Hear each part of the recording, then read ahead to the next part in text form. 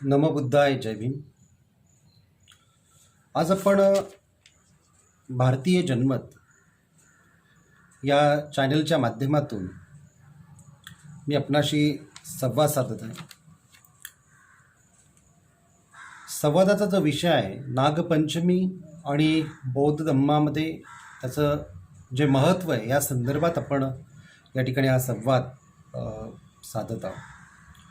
तर हा संवाद साधत असताना नागपंचमी आणि नागपंचमीसारखे अनेक जे हिंदू सण आहेत की ज्या सणांचा आज इतिहास आपल्याला माहीत नाही आहे, परंतु बाबासाहेबांचं एक वाक्य आहे, एक स्टेटमेंट आहे या संदर्भातलं की प्रत्येक हिंदू सणांच्या पाठीमागे बौद्ध धर्माचा हा इतिहास लपलेला असतो. मग तो सण कोणताही असो, त्याच्या पाठीमागे बौद्ध धर्माचा इतिहास हा लपलेला आहे.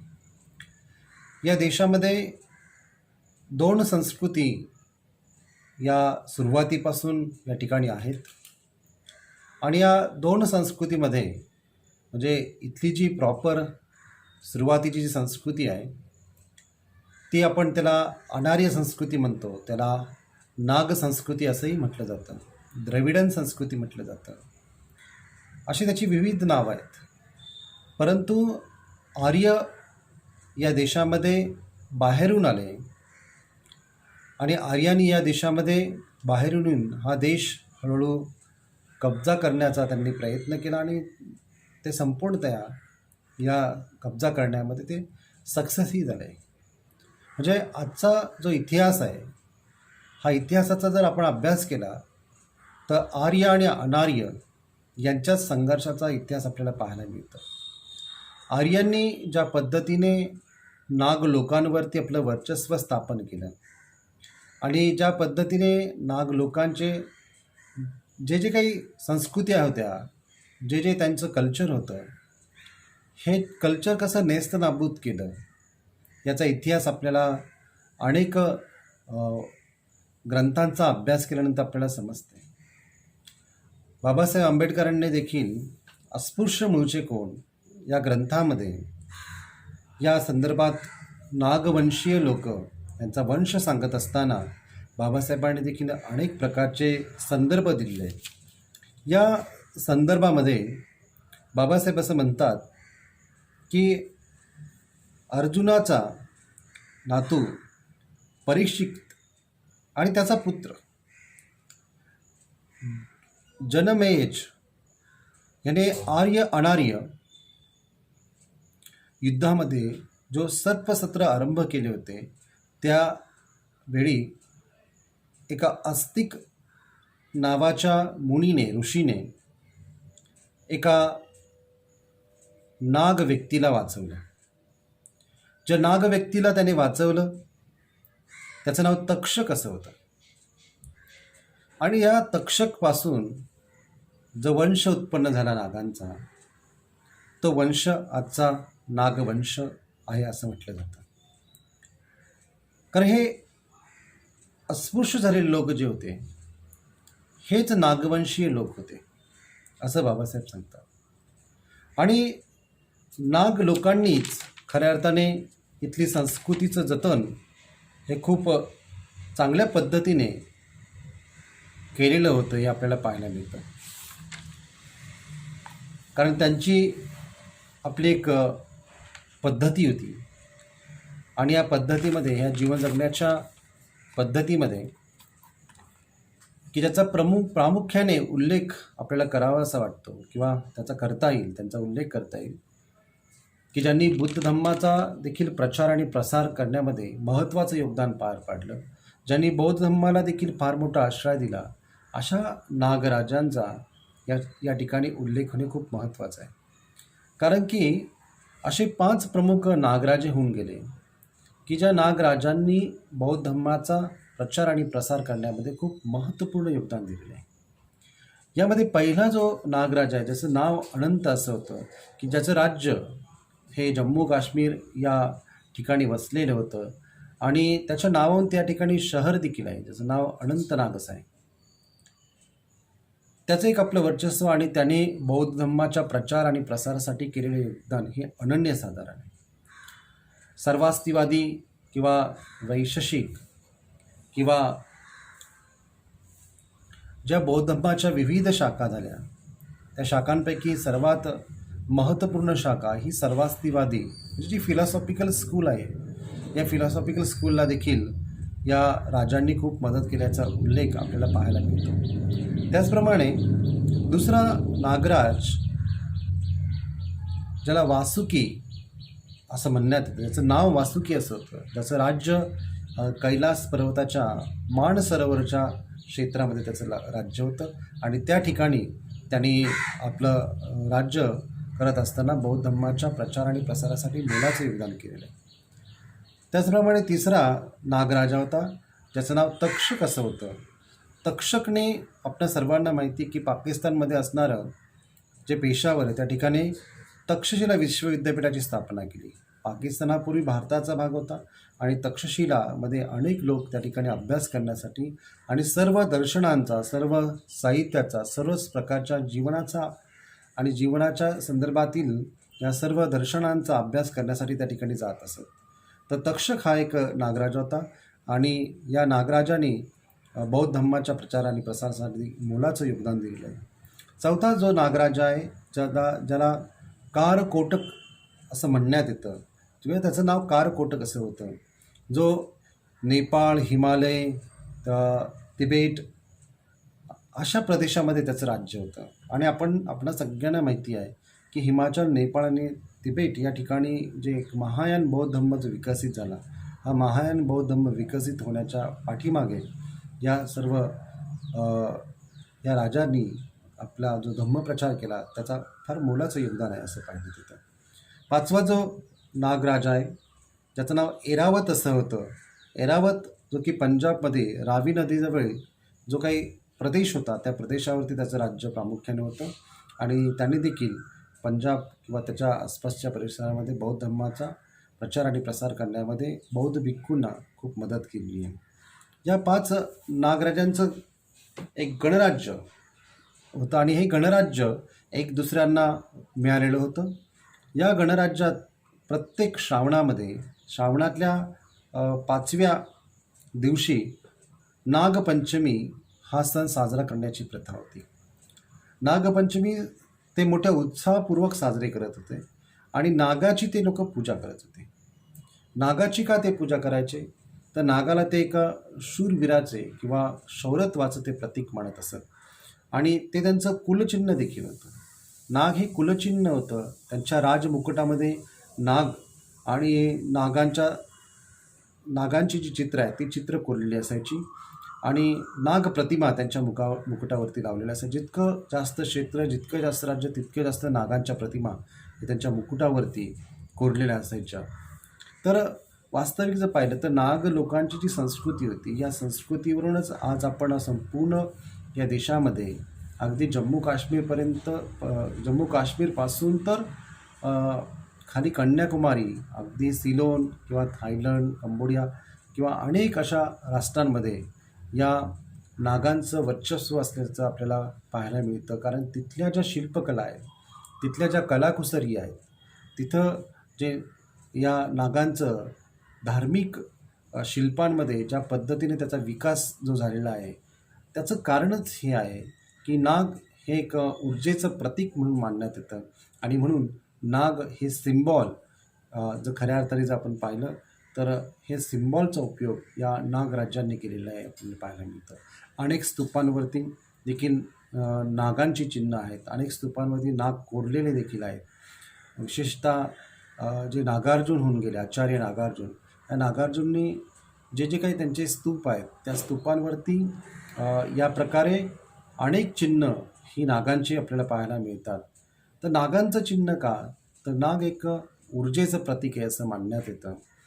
अजंता, कार्ला, कान्हेरी किंवा औरंगाबादच्या लेण्या, वेरूळच्या लेण्या, सांची स्तूप, भारूड, पवनी, अमरावती, कान्हेरी अशा ठिकाणी देखील आपल्याला नागशिल्प आणि या नागशिल्पांचा त्या कलाकुसरीमध्ये उपयोग केलेला आपल्याला पाहायला मिळतं.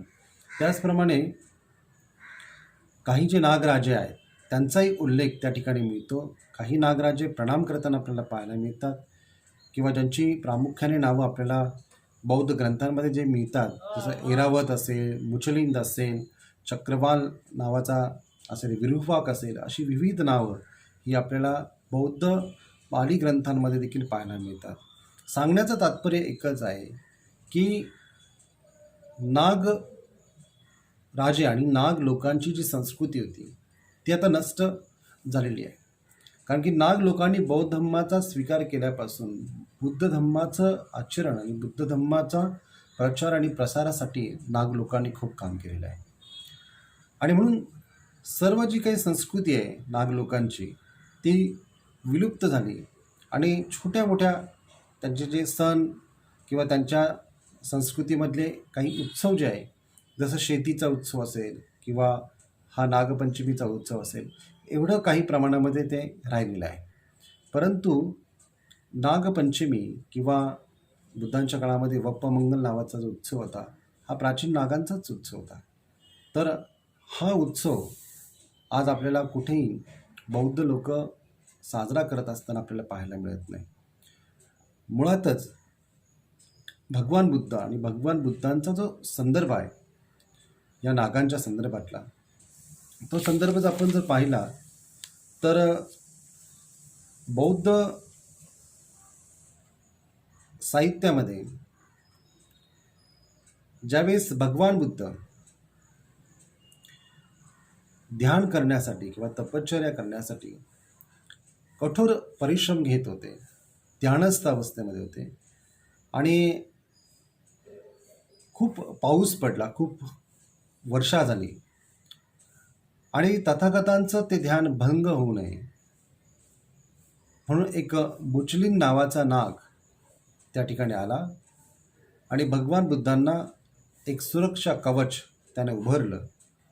भगवान बुद्धांच्या डोक्यावरती तो फणा काढून उभा राहिला आणि बुद्धांचं रक्षण हे पावसापासून केलं, त्यांना छत्र उभं करून दिलं.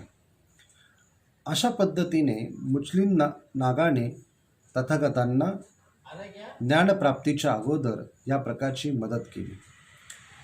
सांगण्याचं तात्पर्य असं, जो मुचलिंद नावाचा जो नाग होता, या मुचलिंद नावाच्या नागाने तथागतांना ज्ञानप्राप्तीपूर्वी केलेली ही मदत, म्हणून बुद्धांच्या अनेक ज्या प्रतिमा आहेत या प्रतिमांमध्ये नाग देखील पाठीमागे त्यांच्या आपल्याला पाहायला मिळतो. म्हणजे जसं मुचलिंद नाग आला तर तशा प्रतिमांमध्ये देखील आपल्याला ते पाहायला मिळतं.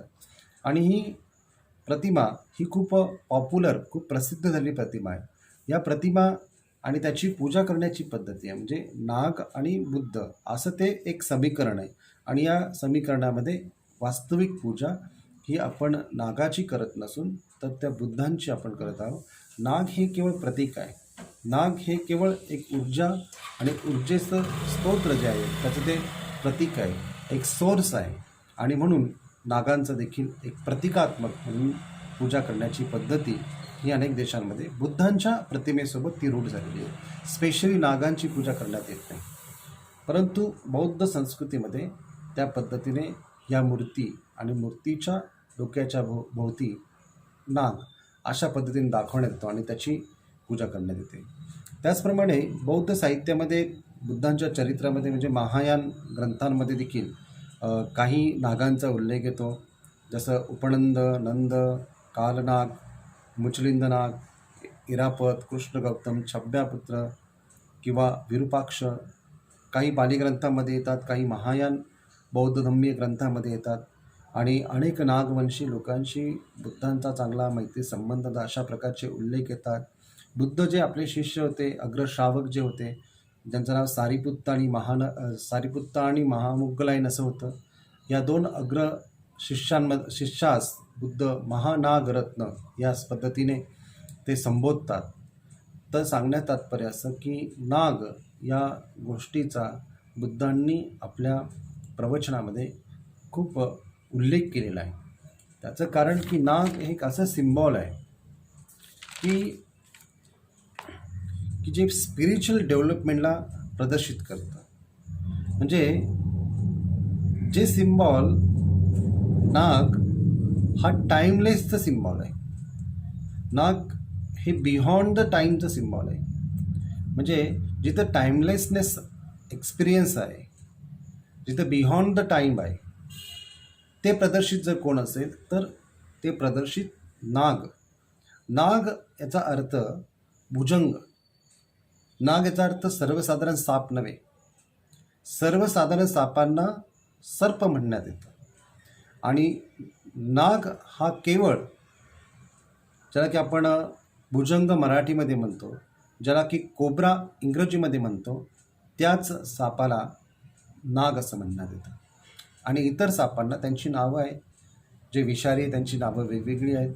पाली ग्रंथात त्यांची नावं वेगळी आहेत. खरं तर पालीमध्ये उरग हा शब्द वापरण्यात येतो.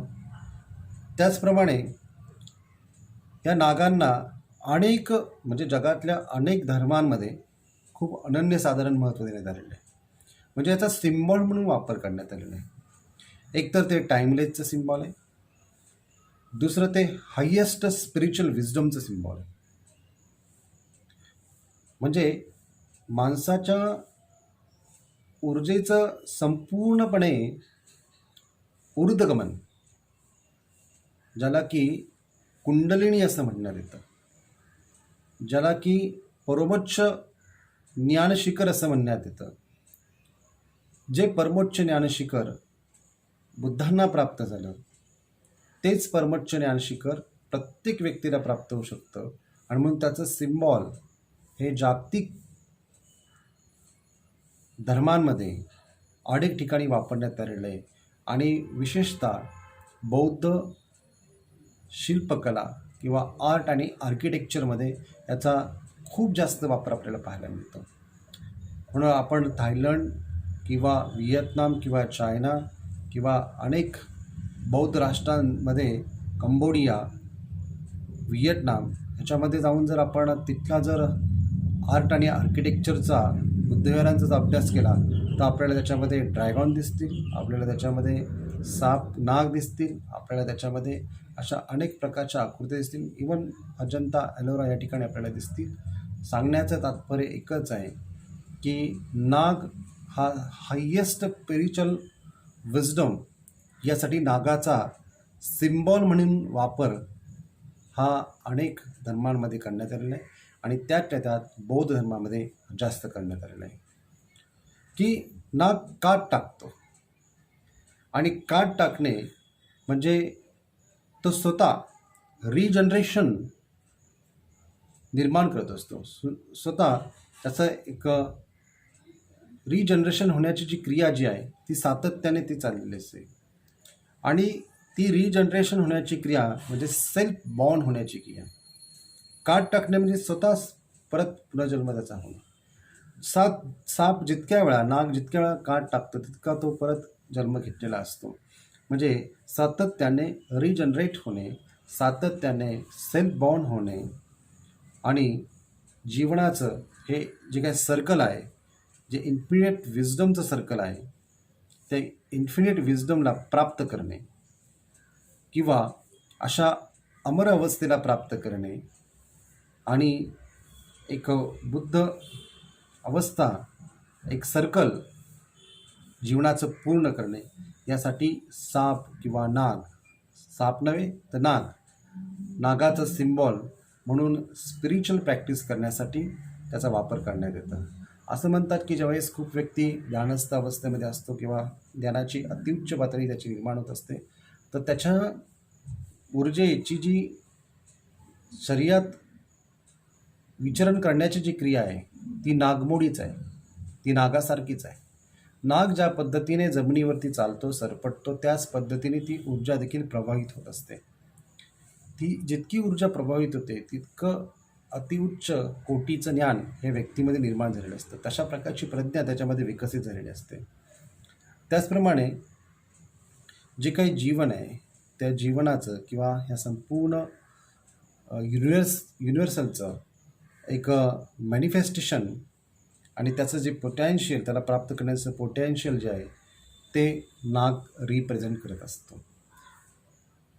त्याचप्रमाणे संपूर्ण जग आणि जगाची कॉस्मॉलॉजी जी आहे त्या कॉस्मॉलॉजीमध्ये एकत्र येण्याचं, त्या कॉस्मॉलॉजीला एकत्र समाविष्ट करण्याचं सामर्थ्य हे या नागाच्या सिंबॉलद्वारे प्रदर्शित करण्यात येतं.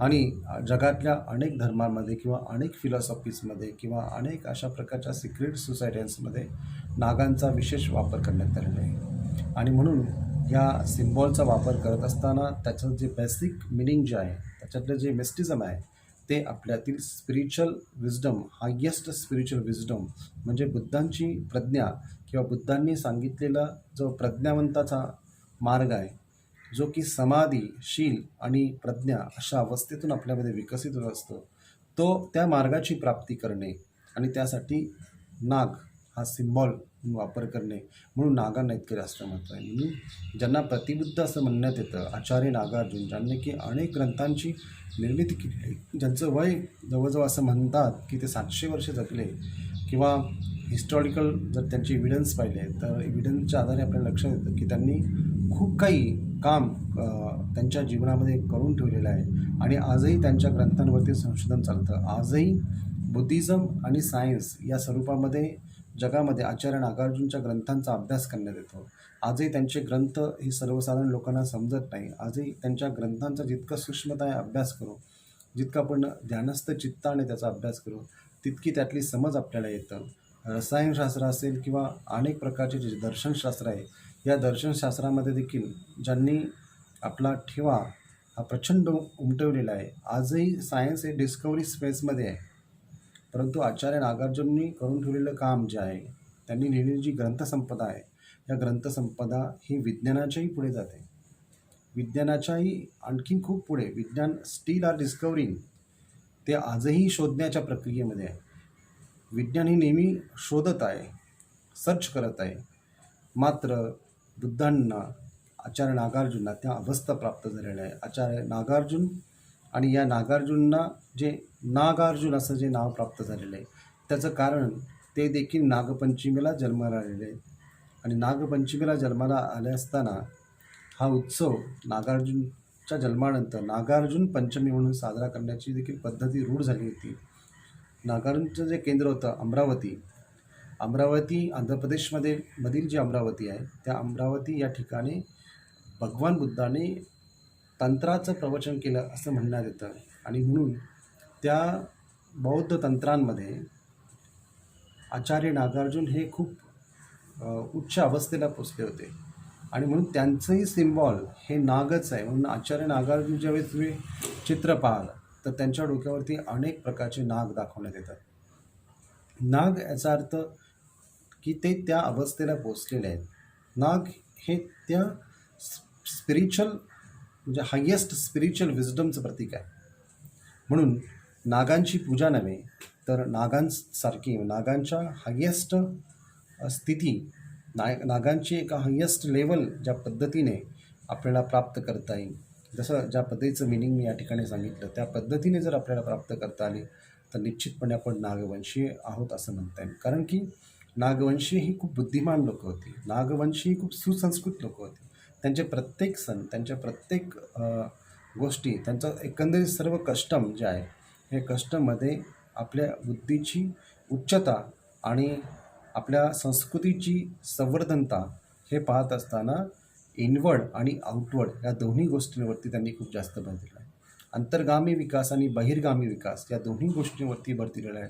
आणि म्हणून ते सगळ्यात जास्त बुद्धांकडे आकृष्ट झाले. आणि बुद्धांकडे आकृष्ट होत असताना बुद्ध धम्मामध्ये ते समाविष्ट झाले, बुद्ध धम्माचा स्वीकार केला. आणि बुद्ध धम्माचा स्वीकार केल्यामुळे आपण पाहतो की त्यांना अस्पृश्यता देखील भोगायला लागली. परंतु बाबासाहेब आंबेडकरांच्या नंतर आपल्याला एक नवीन कलाटणी, एक नवीन कायापालट आपल्या जीवनामध्ये झाली की बाबासाहेबांनी ही जी संस्कृती या देशातून हद्दपार केली होती, या संस्कृतीला पुन्हा एकदा या भारतामध्ये पुनर्स्थापित करून एक नवीन क्रांती घडवून आणली. आणि ही नवीन क्रांती घडवून आणत असताना बाबासाहेबांनी आपण नागवंशी आहोत आणि आपण आपल्याच धम्मामध्ये पुन्हा प्रवेश करत आहोत या पद्धतीचे वाक्य ते बोलले. आणि आज पुन्हा एकदा माझा पुनर्जन्म होत आहे, आज पुन्हा एकदा मी माझ्याच धम्मामध्ये प्रवेश करत आहे. अशा पद्धतीने बाबासाहेबांनी तिथे उद्बोध काढलेले आहेत. सांगण्याचं तात्पर्य असं की नाग हे जरी एका सापाचं नाव जरी असलं तर त्याचा मुख्य मतितार्थ नागाची पूजा हा नसून, जरी नागलोक हे नागाची पूजा करत होते तरी देखील आज आपण नागाची पूजा करता कामा नये. कारण की नाग कोणत्याही प्रकारचं दूध घेत नाही, तो दूध पित नाही, तो लाह्या खात नाही, तो नैवेद्य खात नाही, तो काहीच करत नाही. त्याची शिकार तो करत असतो. मात्र नाग हा नाग लोकांच्या संस्कृतीचा आणि त्याच्या आध्यात्मिक उंचीचा प्राणी मानण्यात येतो, एक ऊर्जेचं प्रतीक मानण्यात येतं. म्हणून नागलोक त्यांच्या राज मुकुटामध्ये या प्रकारे नाग आणि त्याचे सिम्बॉल्स हे ते वापरत असत. त्या सिम्बॉलचा वापर ते करत असत. महाराष्ट्रातही आपण जर पाहिलं तर महाराष्ट्रामध्ये नागनिका, कुबेरनाका किंवा नहपान हे जे ह्या राण्या आणि राजा हे जे काही होऊन गेले तर हे सर्व नागवंशीय होते आणि म्हणून त्यांच्या नावापुढे नागनिका किंवा नहपान वगैरे असे शब्द लावलेले, कुबेरनागा असे शब्द लावलेले आहे. आणि हे जे काही नाग होऊन गेले, हे नागलोक जे होऊन गेले ते अत्यंत उच्च अशा पातळीचे होते, उच्च बुद्धिमत्तेचे होते, ज्ञानवंत होते. आणि म्हणून त्यांचा वारसा आपल्याला जपायचा आहे. आणि त्यांचा वारसा जपत असताना बुद्ध हे प्रथम नागवंशीय व्यक्ती आहेत.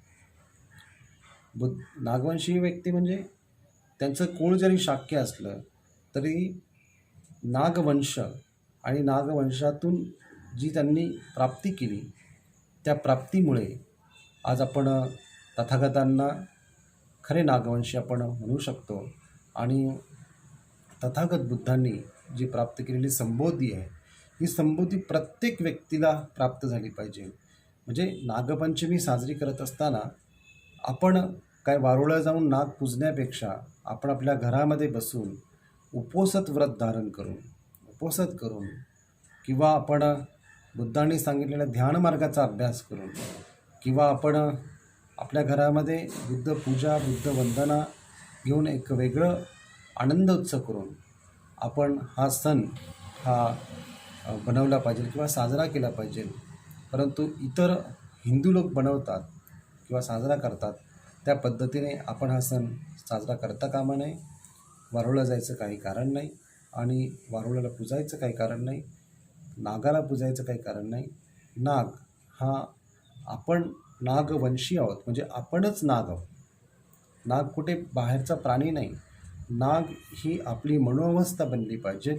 आपण शूरवीर बनलं पाहिजे.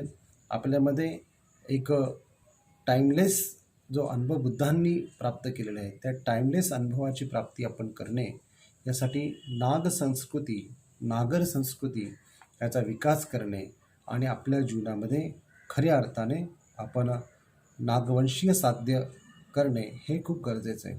कारण अनेक लोक एक पर्याय म्हणून या सणाकडे पाहतात की म्हणजे हिंदू धर्मामध्ये नागपंचमी म्हणून साजरी केली जाते म्हणून बौद्धांनी ती नागपंचमी म्हणून साजरी करावी. बौद्धांनी म्हणजे तो बौद्धांचा सण आहे म्हणून साजरी करावी असं करता कामा नये. आपण त्याला एकच पर्याय देऊ शकतो की बौद्ध संस्कृती आणि बौद्ध संस्कृतीमध्ये येणारे जे सण आहेत, म्हणजे त्यांचा सण म्हणजे उपोषित. पौर्णिमा, अमावस्या आणि शुक्लाष्टमी आणि कृष्णाष्टमी या दिवशी आपण उपोषित व्रत करत असतो. पंचमीच्या दिवशी आपण करू शकतो आणि या पंचमी दिवशी उपोषित व्रत करून शील, समाधी आणि प्रज्ञा या 3 गोष्टींची भावना करून आपण आपल्या जीवनामध्ये बुद्धांचा उच्चतम मार्ग साध्य केला पाहिजे. आणि हा उच्चतम मार्ग साध्य करत असताना बौद्ध संस्कृतीचं जतन, बौद्ध संस्कृतीचं संवर्धन हे आपण केलं पाहिजे. आणि हे करत असताना इतर सर्व लोकांना आपण समाविष्ट करून घेतलं पाहिजे आणि सर्व लोकांमध्ये या संस्कृतीची अभिवृद्धी केली पाहिजे. तर खऱ्या अर्थाने आपण नाग आणि नागांची संस्कृती ही विकसित केली असं आपण म्हणता येईल. कारण कोणतीही संस्कृती आणि त्याचं अनुकरण अंधपणाने करू नये, नाहीतर ती अंधश्रद्धा होते. आणि अंधश्रद्धा केव्हा होते? जेव्हा एखादा आपल्याला त्याचा जो फॉर्म्युला आहे किंवा त्याच्या पाठीमागचं जे काही मतितार्थ आहे किंवा त्याच्यातलं जे काही रहस्य आहे ते आपल्याला माहिती नसेल तर आपण अंधपणाने त्या गोष्टी करत राहतो. परंतु अंधपणाने त्या गोष्टी न करता आपण त्याच्यातला मतितार्थ, त्याच्यातली एक जी काही मिस्टिकल स्थिती जी आहे ती आपण जाणून त्याचा विकास आपल्या जीवनामध्ये करणे.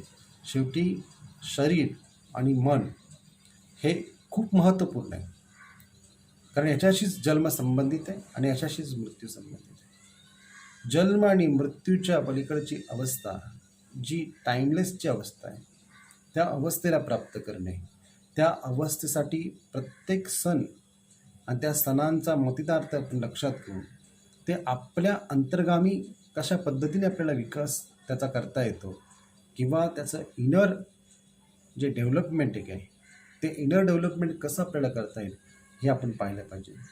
आपण Japan, Korea, Cambodia, Thailand, Sri Lanka हे जे काही देश आहेत हे देशांमधली जी बौद्ध संस्कृती आहे या बौद्ध संस्कृतीमध्ये आपण पाहतो की त्याच्यामध्ये अनेक गोष्टी जरी मिक्स झाल्या असल्या तरी देखील मूळ बुद्धम शरणम गच्छामी, धम्मम शरणम आणि संगम शरणम गच्छामी या गोष्टी ते सोडत नाही.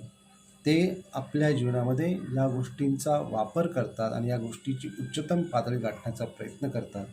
त्याच पद्धतीने आपण देखील आपल्या जीवनामध्ये वास्तविक शरणगमन, वास्तविक बुद्धम शरणम गच्छामी, वास्तविक धम्मम शरणम गच्छामी आणि वास्तविक संगम शरणम गच्छामी याच्या अवस्था आपल्या जीवनामध्ये निर्माण करणे खूप आवश्यक आहे.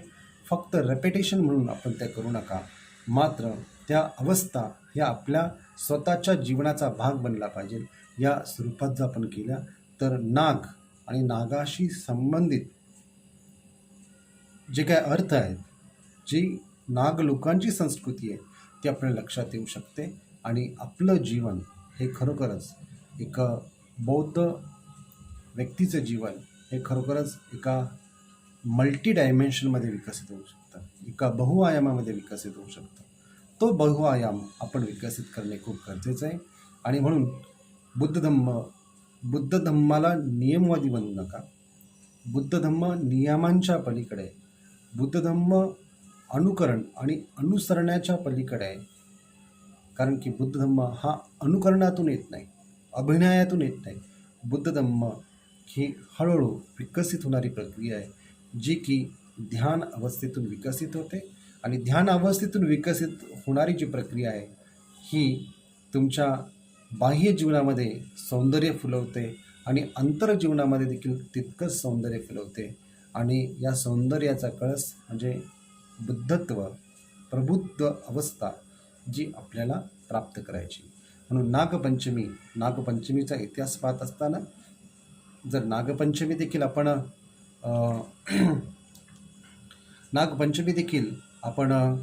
इतर हिंदू सणांप्रमाणे जर साजरी करायला लागले तर ते फक्त अभिनय होईल, अनुकरण होईल. आपल्याला अनुकरण अभिनय करायचं नाही, आपल्याला वास्तविक स्टेट ऑफ माइंड त्या पद्धतीने बनवायची आहे. आणि म्हणून नागाचा उपयोग एक सिम्बॉल म्हणून आपण करणे खूप आवश्यक आहे. जितका आपण त्याचा सिम्बॉल म्हणून उपयोग करू, त्याच्यातला मतितार्थ जाणू, तितकं आपलं जीवन एका योग्य दिशेला प्राप्त झालं असं म्हणता येईल. तर आपणा सर्वांस मी या ठिकाणी धन्यवाद देतो.